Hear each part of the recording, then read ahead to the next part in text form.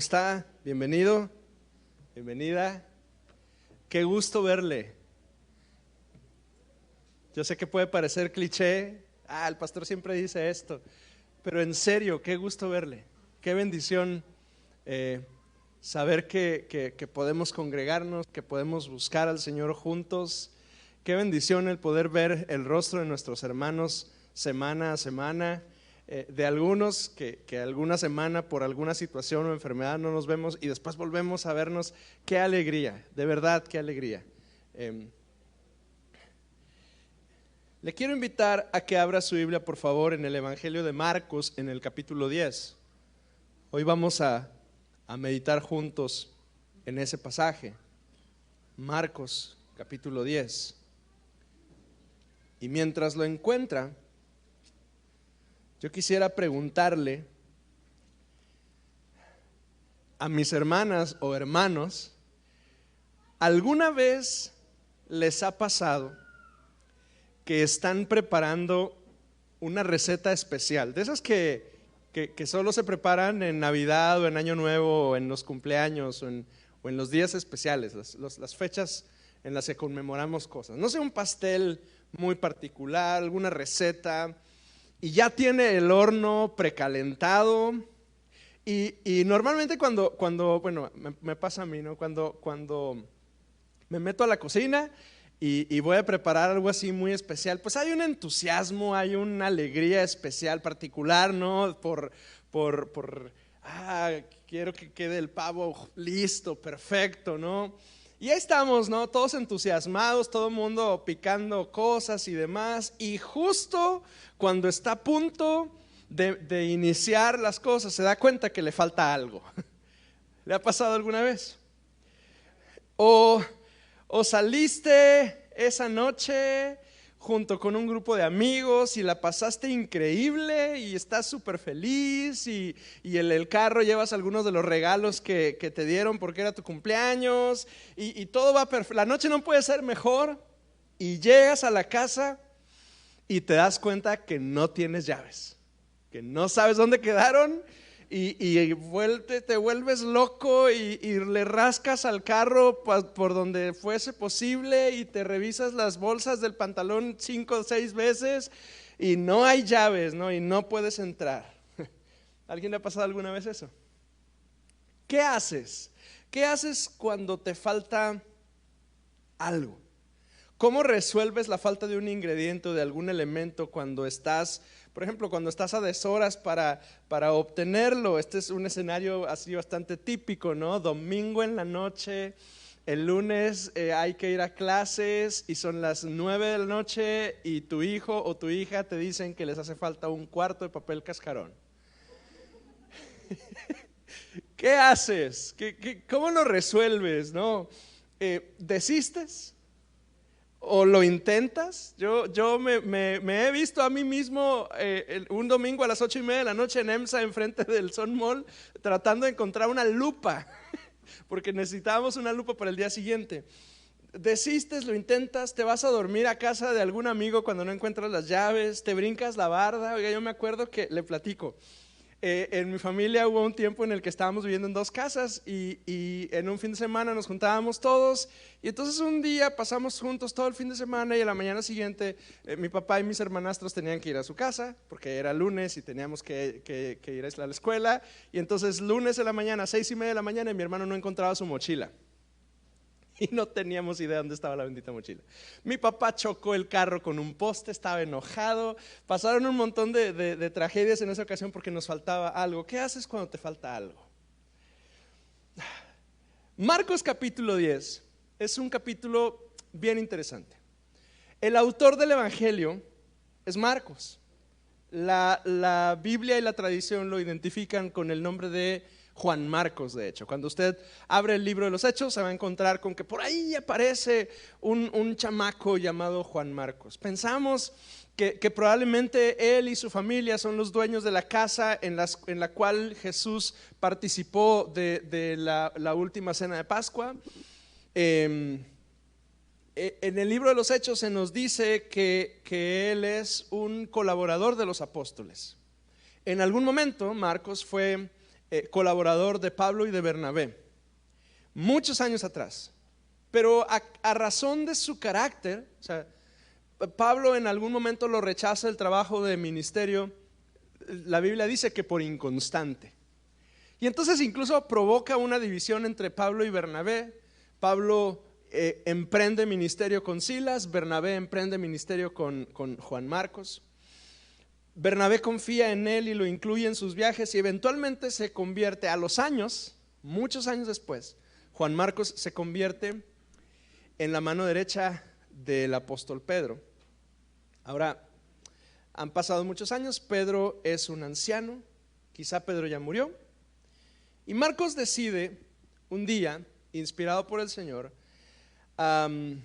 plasmar todo lo que él ha escuchado de la vida de Pedro y del tiempo que él ha estado con él. Lo decide plasmar en un rollo, porque literalmente era un rollo,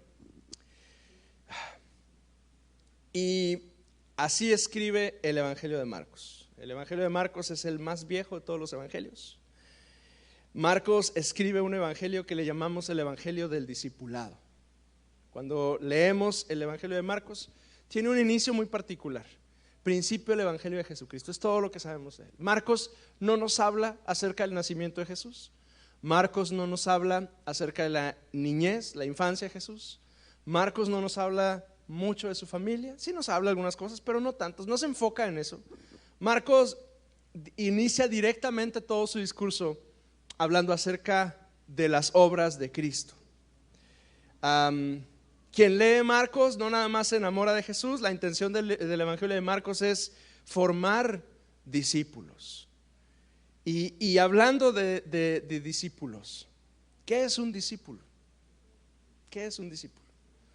¿Alguien piensa que discipulado es ese periodo en el cual una persona, cuando va llegando a Cristo, empieza su caminar con Cristo? Incluso nosotros hemos llamado a esta sesión, estas 10 sesiones previas a poder bautizarse, le hemos llamado discipulado básico, ¿verdad? Porque son las lecciones más esenciales de la fe, que por cierto le aviso que vamos a empezar la siguiente semana con el discipulado básico, por quienes no lo hayan tomado.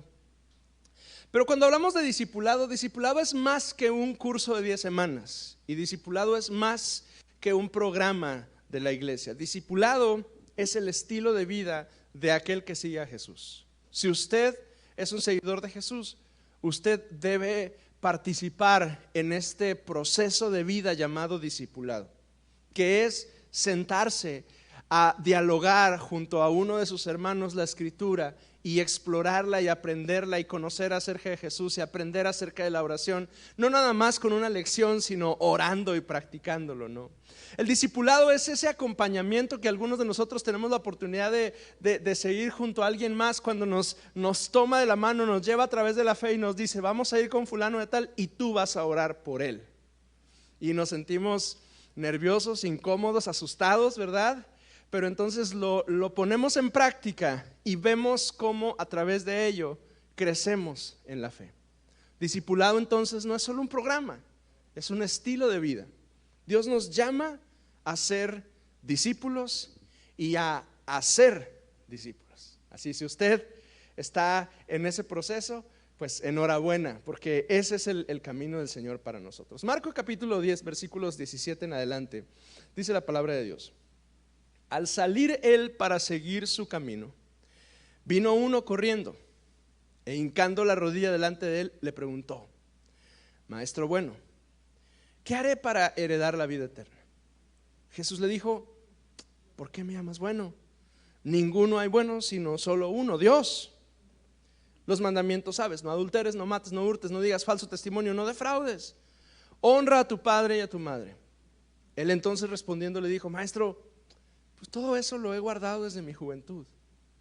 Entonces Jesús, mirándole, le amó y le dijo: una cosa te falta. Anda, vende todo lo que tienes y dalo a los pobres, y tendrás tesoro en el cielo, y ven y sígueme tomando tu cruz. Pero él, afligido por esta palabra, se fue triste porque tenía muchas posesiones.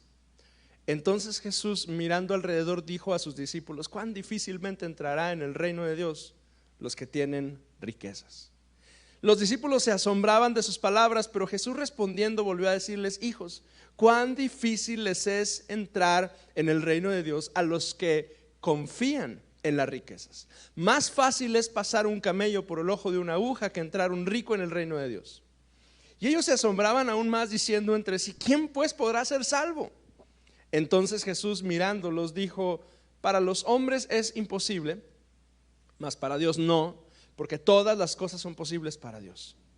Entonces Pedro comenzó a decirle: he aquí, nosotros lo hemos dejado todo y te hemos seguido. Respondió Jesús y dijo: de cierto os digo, que no hay ninguno que haya dejado casa o hermanos o hermanas o padre o madre o mujer o hijos o tierras por causa de mí y del evangelio, que no reciba 100 veces más ahora en este tiempo casas, hermanos, hermanas, madres, hijos y tierras con persecuciones, y en el siglo venidero la vida eterna. Pero muchos primeros serán postreros y los postreros primeros. Y Marcos nos presenta la historia de un hombre. No tenemos su nombre, no sabemos cómo se llama, no tenemos más información de este tipo más que este relato que se repite en los evangelios. Este hombre ha conocido la fama de Jesús, ha escuchado de sus milagros, probablemente haya sido testigo de algunos de estos milagros, y es lo que pudiéramos usted y yo llamar un hombre ejemplar. Es un hombre piadoso, es un judío excepcional, y viene con Jesús y tiene la gallardía, la osadía, la valentía de venir con Jesús a preguntarle, a tratar de tener un diálogo. Y le hace una pregunta muy particular acerca de la vida eterna. Ahora, para usted y para mí, este concepto de vida eterna pues está bastante claro, ¿no es cierto? O sea, nosotros decimos que buscamos a Jesús, entre otras cosas, para tener vida eterna, para que nuestras vidas sean salvas del juicio venidero, ¿no es cierto? Esta idea de la vida eterna es un concepto que se gesta, que aparece en la historia del pueblo de Israel en un momento muy particular. Cuando usted y yo leemos el Antiguo Testamento, observamos esta idea en la mente de la gente de que si haces cosas buenas te va a ir bien, y si te va mal, muy probablemente es consecuencia de tus malos caminos. De hecho, cuando usted lee el libro de Job, que es uno de los libros más antiguos de la Biblia, usted logra identificar esta idea, porque a Job le va mal de pronto y sus amigos vienen con él y le dicen: te va mal porque seguramente estás haciendo algo malo. Y de hecho todo el diálogo entre Job y sus amigos es los amigos acusándolo: es que seguro algo está mal, y Job diciendo: no hay nada mal, yo he sido un hombre justo. O sea, en el tiempo antiguo, en la historia del Antiguo Testamento, al principio la gente dice o piensa: si me va bien es porque me he portado bien, y cuando nos va mal probablemente es porque estamos haciendo algo malo, como si fuera un castigo, como si fuera una consecuencia, ¿no? Pero en algún momento de la historia del pueblo de Dios, ellos se ven a sí mismos como personas justas, íntegras, que cumplen la ley, que hacen lo correcto, pero que también les va mal.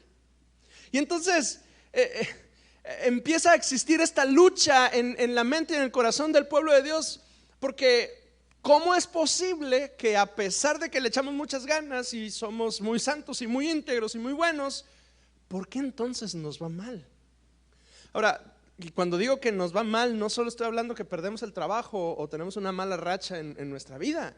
Estamos hablando de que al pueblo de Dios les va mal porque primero son esclavizados por la nación de Asiria, y después son esclavizados por Babilonia, y después por el imperio persa, y después por el imperio griego, y eventualmente, hasta el tiempo que nace Jesucristo, por el imperio romano.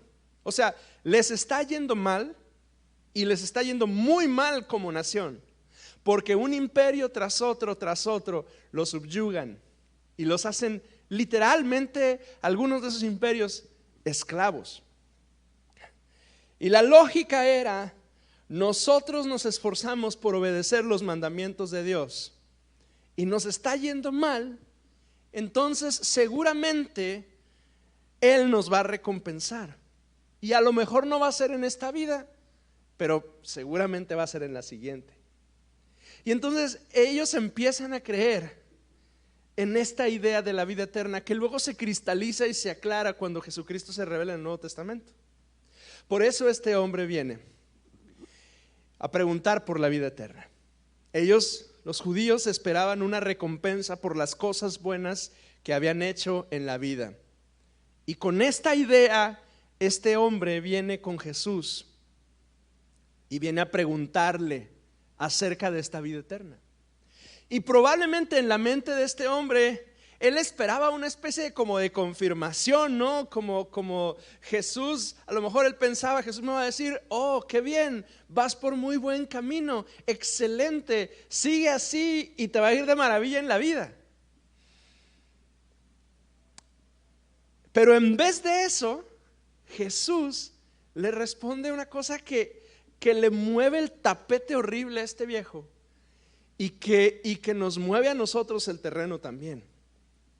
Porque en vez de decirle, Jesús, bien hecho, buen trabajo, buen siervo fiel, cumplidor de la ley, Él le da una frase desconcertante. Le dice, una cosa te falta. Este hombre cometió el error que solemos cometer los hombres y las mujeres piadosos: mecanizar la fe. Cuando yo digo mecanizar la fe, me refiero al pensamiento que existe en muchos de nosotros. En algún momento hemos lidiado con él. El pensamiento de que si hago algo de acuerdo a las normas y cumplo con todos los requisitos y especificaciones escritas, entonces ya cumplí. Y mecanizamos la fe. Este buen judío había llegado, al igual que muchos otros a lo largo de la historia, a esta conclusión: si cumplo, entonces heredo. Si me porto bien y hago lo que el libro dice que tengo que hacer, entonces como consecuencia todo va a estar bien. Es más, me voy a ganar mi estrellita en la frente, puesta por la misma mano de Jesús, porque qué bueno soy. Sí, seguramente. Las personas que creen o han pensado en algún momento que el cristianismo se reduce a voy a la iglesia el domingo, diezmo, participo de vez en cuando en alguna actividad, cumplo con lo mío, compro hamburguesas cuando los jóvenes van a vender hamburguesas. Quienes pensamos así, o en algún momento hemos pensado así, hemos caído en el error de mecanizar la fe. Y quiero puntualizar sobre esto. Es que Dios nos pide mucho más que cumplir. Dios nos pide no solo que obedezcamos la letra, pero que haya un cambio en nosotros, en el cual nosotros tengamos intervención directa. Mire, Filipenses 2 versículo 5, el Señor nos dice a través de Pablo: haya pues en vosotros este sentir que hubo también en Cristo Jesús. Fíjese, el Filipenses, cuando Pablo describe el sacrificio de Jesús en Filipenses, y es un poema el resto del capítulo 2 de Filipenses: siendo en forma de Dios, no estimó el ser igual a Dios como cosa que aferrarse, sino que se entregó a sí mismo, y etcétera. Todo lo que resta de Filipenses poco tiene que ver con acciones, todo tiene que ver con la actitud del corazón de Jesús. Cuando describe Pablo ese poema de Filipenses 2, describe a alguien humilde, que está dispuesto no solo a cumplir con lo que se tiene que cumplir, sino a humillarse, es decir, a que la actitud de su corazón refleje humildad y quebrantamiento. Es decir, que nuestro caminar con Cristo debe llegar el momento en el que superamos el deber ser y avanzamos hacia una transformación en nuestro corazón, en nuestros pensamientos y en nuestras actitudes. No solo se trata de hacer lo correcto, sino que de que nuestro corazón esté alineado y transformado por el Señor para vivir con Él en lo correcto. El versículo 21 es quizá uno de los versículos más hermosos del Evangelio de Marcos. Marcos 10:21 dice: entonces Jesús, mirándole, le amó. Y este relato se encuentra en Mateo, en Marcos y en Lucas. Y solamente Marcos nos regala esta frase: Jesús, mirándole, le amó y le dijo: una cosa te falta, anda, vende todo lo que tienes, dalo a los pobres y tendrás tesoro en el cielo, y ven, sígueme tomando tu cruz. Y quiero que considere esta lección tan importante. Tenga cuidado cuando usted se acerca al Señor preguntándole cosas,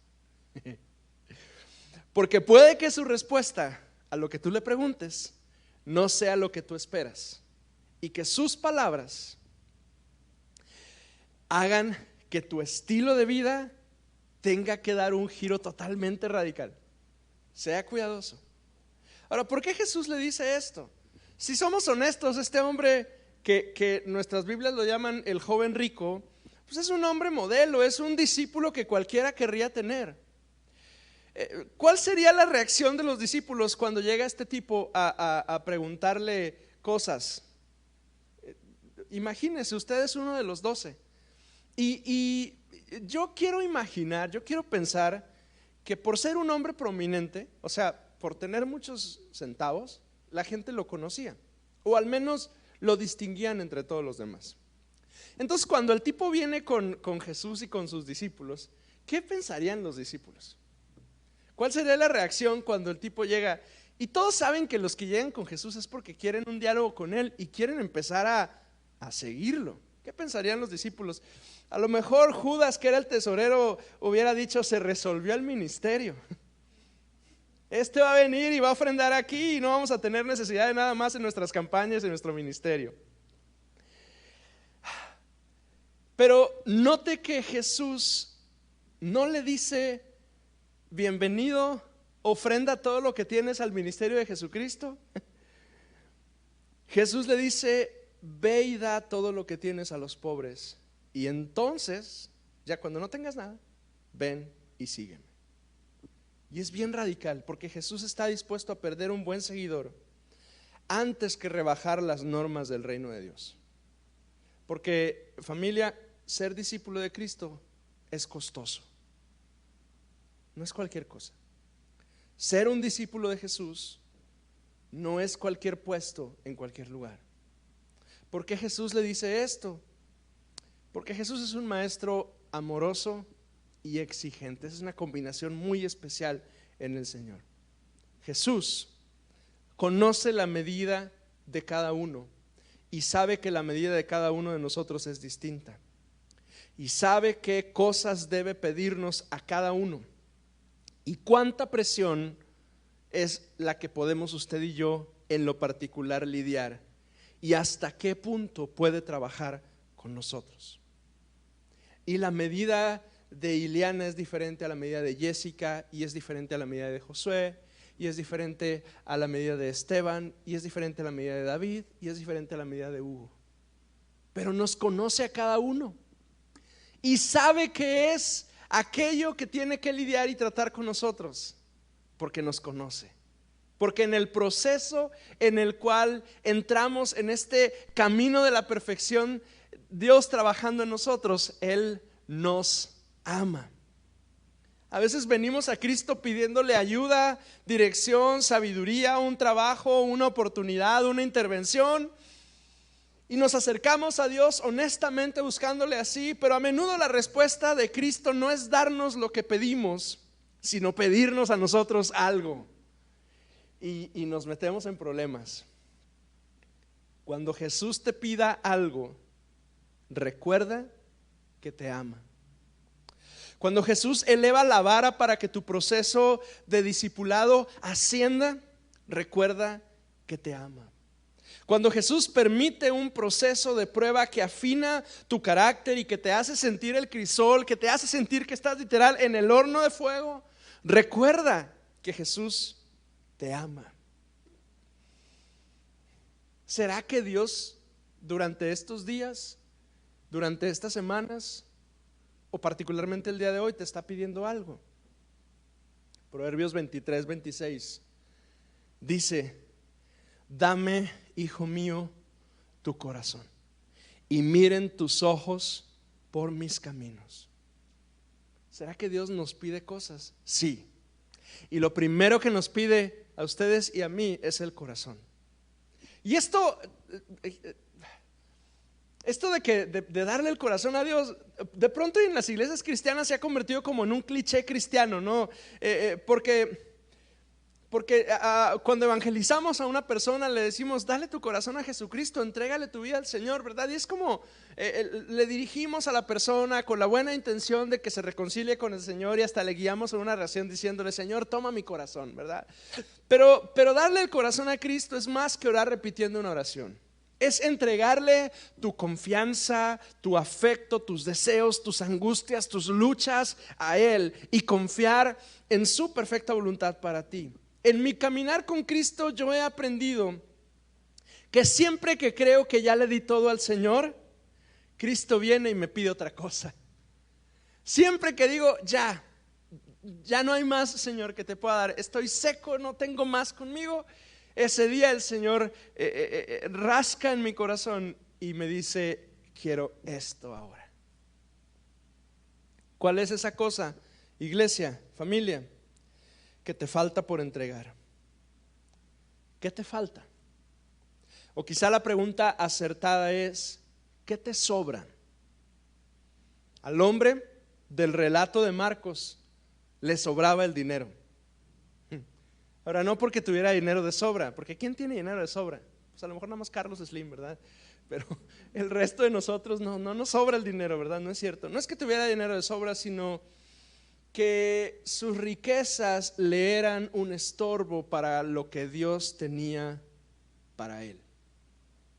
Y entonces, ahí ya entramos en terrenos conocidos por todos nosotros. Porque a lo mejor no es dinero, pero quizás son rencores, o falta de perdón, o esos proyectos que no son muy piadosos y que como que nos alejan de Dios, o amistades, o una relación, o qué sé yo, cosas que desenfocan nuestra atención de seguir su voluntad, y que Dios trata vez tras vez con nosotros y nos dice, hazlo a un ladito, camina, haz eso a un lado y sigue caminando. Y yo, si ustedes como yo, como el resto de los humanos del mundo, cuando Dios nos dice eso, nos aferramos, ¿no es cierto? Decimos, no, esto es mío, yo lo quiero seguirte, pero también quiero tener esto. Hasta que llega el momento en el que el Señor nos dice, una cosa te falta. Y si es rencor, suéltelo. Y si es falta de perdón, perdone. Y si hay proyectos en su vida que le están alejando del camino de Cristo, y ya Dios ha estado trabajando de alguna forma y usted ya sabe, porque por Dios, estoy seguro que este hombre sabía, pues déjelos. O si son amistades o relaciones que te estorban en tu santidad personal y tú sabes que han ligado tu corazón y que te impidan dar pasos hacia Cristo, pues aléjate. Cuando yo leo el Nuevo Testamento en particular, me fascina la cantidad de veces que la vida cristiana es comparada con una caminata con Dios. Casi en todo el Nuevo Testamento nos encontramos, incluso que a los cristianos les llamaban los del camino. Desde que Cristo resucitó, y es más antes, o sea, los discípulos caminaban con Jesús, literalmente iban de un lado a otro caminando. Cuando se aparece resucitado a los discípulos que van camino a Emaús, van caminando y platicando. Cuando Pablo se encuentra con Cristo hacia Damasco, él va caminando hacia Damasco. Y así hay un montón de referencias de que los cristianos caminaban. Así que es bueno caminar. Pero me gusta pensar que espiritualmente nuestra vida espiritual con Cristo es un camino, una caminata con Dios. E imagínese a usted en un camino junto a Jesús, andando literalmente juntos. Porque la vida cristiana siempre está asociada al movimiento, al camino, a la vereda, al avance. Y pronto tú te das cuenta que en ese andar junto a Cristo, Él te va pidiendo cosas.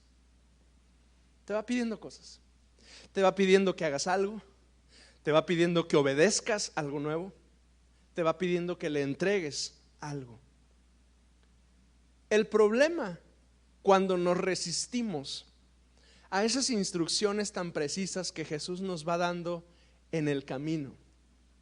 Es que cuando tú y yo nos resistimos a obedecer eso que nos dice, es tanto como detenernos. Y sabe, Cristo sigue caminando. Pero cuando yo me resisto a entregarle algo, aunque usted diga que está en pausa, las pausas en la vida cristiana no son buenas, porque el mundo y la vida sigue andando y una pausa no nos mantiene en el mismo lugar. Una pausa nos va alejando eventualmente de la voluntad y el propósito de Cristo para nosotros. Y si tú te detienes por no querer soltar o entregar algo que Dios te pida, Él sigue avanzando y ello nos va alejando de Él.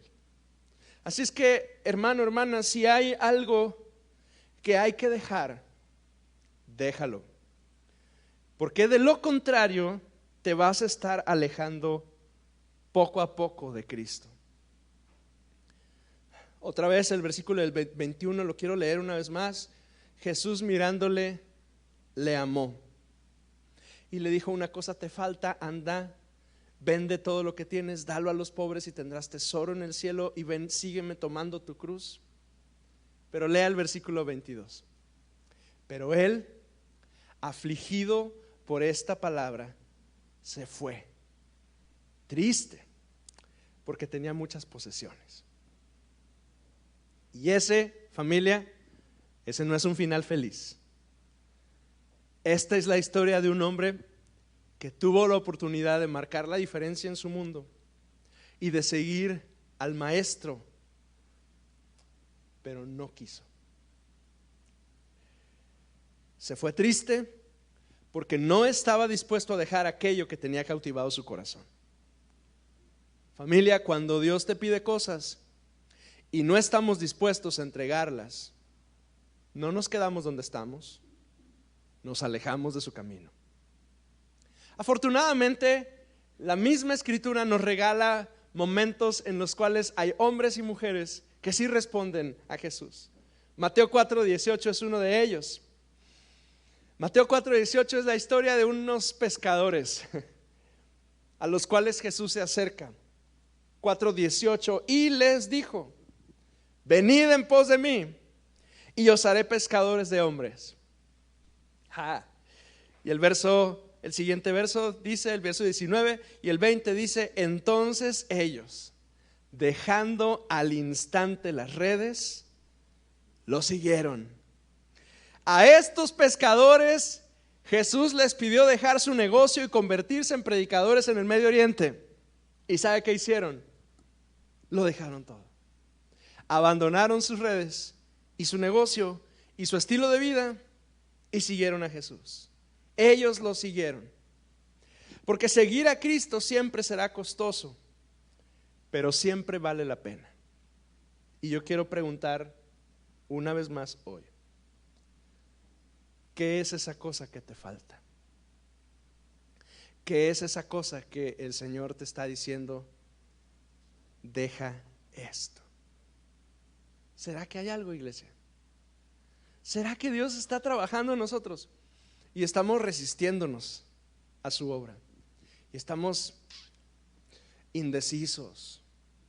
Y sabe, el Rey del universo está tocando y diciéndote: Hugo, vente, nada más te falta esto, déjame eso allá y luego me sigues. ¿Será que hay alguna cosa, lo que sea, que el Señor te está diciendo, una cosa te falta? Y yo le quiero animar hoy, iglesia: déjelo, ríndase. Yo creo que el Espíritu Santo está trabajando con nosotros hoy. Yo creo que ha estado preparando este día para nosotros. ¿Cómo ves si cierra sus ojos un minuto conmigo?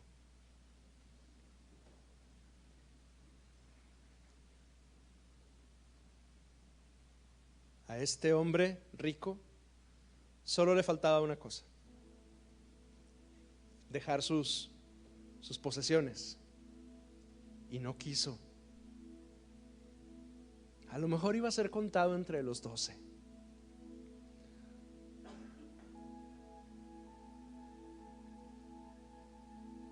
A lo mejor iba a ser un instrumento en sus manos. Quizá hay milagros iban a suceder cuando Él predicara en algún lugar de Asia o de África o de Europa, cuando Cristo fuera recibido en el cielo. A lo mejor este era uno de los 7 que iba a estar a cargo de la iglesia en Jerusalén, pero no quiso.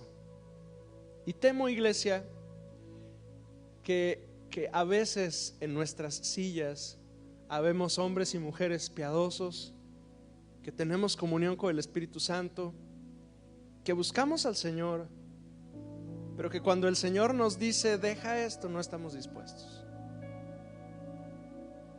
Que cuando el Señor nos dice basta y es tiempo, hacemos oído sordo. Pero esos no somos nosotros, Koinonía. Nosotros no somos de los que miran hacia atrás.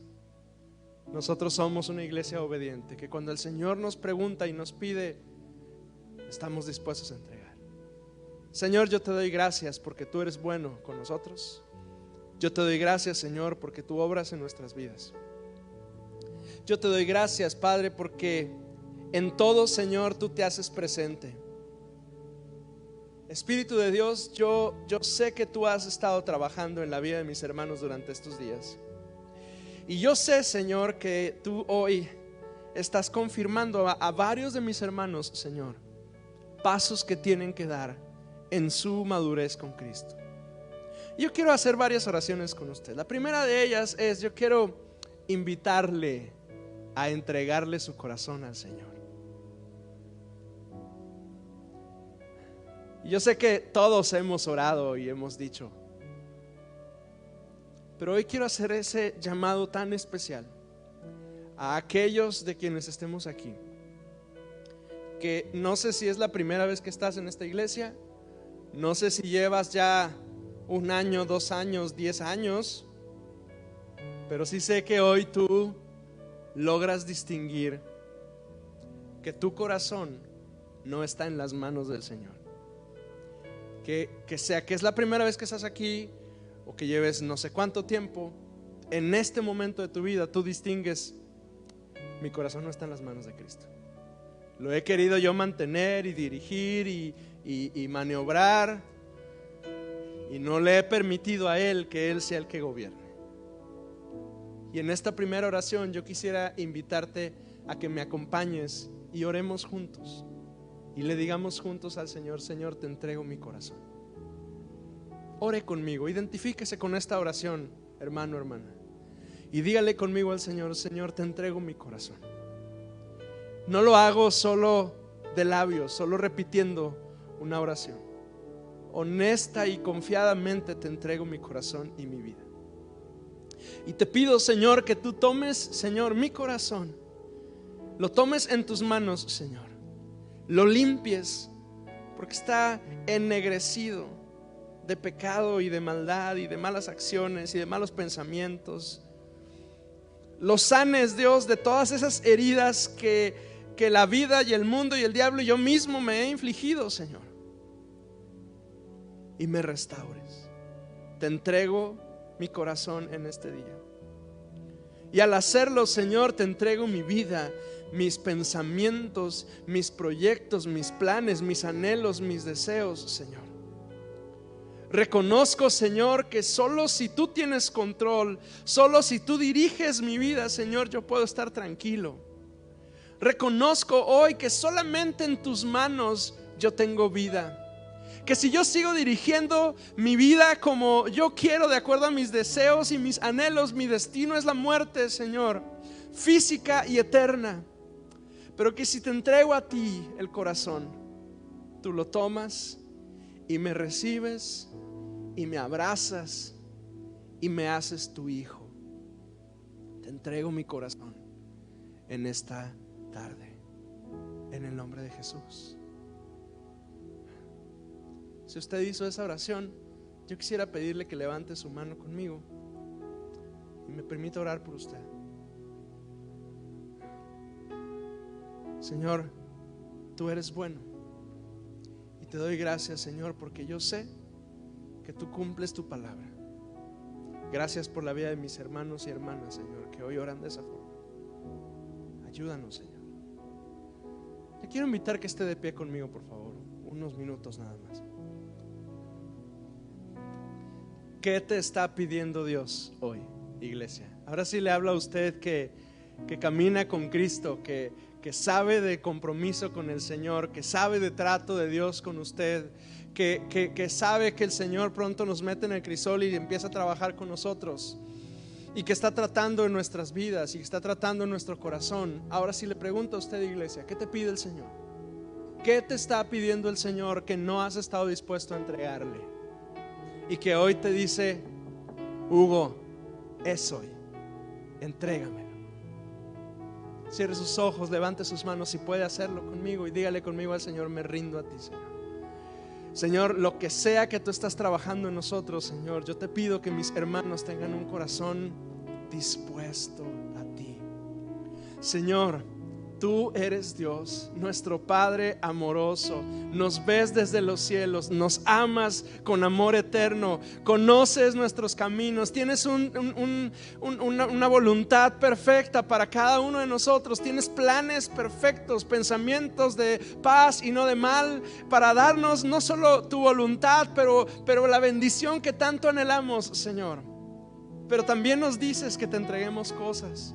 Y yo te pido, Espíritu Santo, que hoy tú trabajes en el corazón de mis hermanos y que ellos puedan ser sensibles a tu voz y que ellos puedan responder, Señor, a esa petición tan específica que yo no conozco, Señor, ni quiero conocerla, porque es un trato tuyo personal con cada uno de mis hermanos, pero que sé que tú quieres definir cosas en sus vidas y solo esperas que te entreguemos eso que nos falta. Ayúdanos, Señor, en el nombre de Jesús.